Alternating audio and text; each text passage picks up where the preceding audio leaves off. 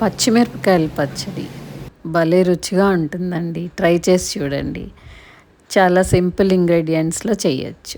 ముందుగా కడాయి పెట్టుకుని దాంట్లో ఆయిల్ వేసుకుని ఆయిల్ కొంచెం వేడెక్కాక అల్లం ముక్కలు వేయాలి.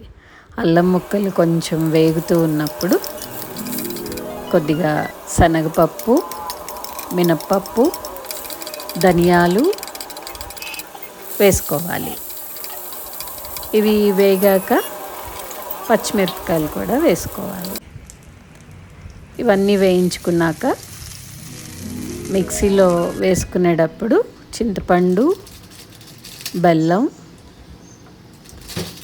సాల్ట్ యాడ్ చేసుకోవాలి. యాడ్ చేసుకుని గ్రైండ్ చేసుకోవాలి.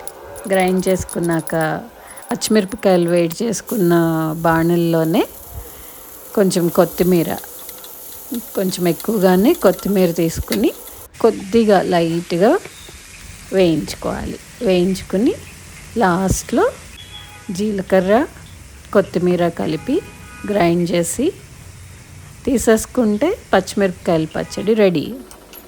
ఈ పచ్చిమిరపకాయల పచ్చడి ఇడ్లీల్లోకి, దోశల్లోకి అన్నిట్లోకి చాలా బాగుంటుంది. ట్రై చేసి చూడండి.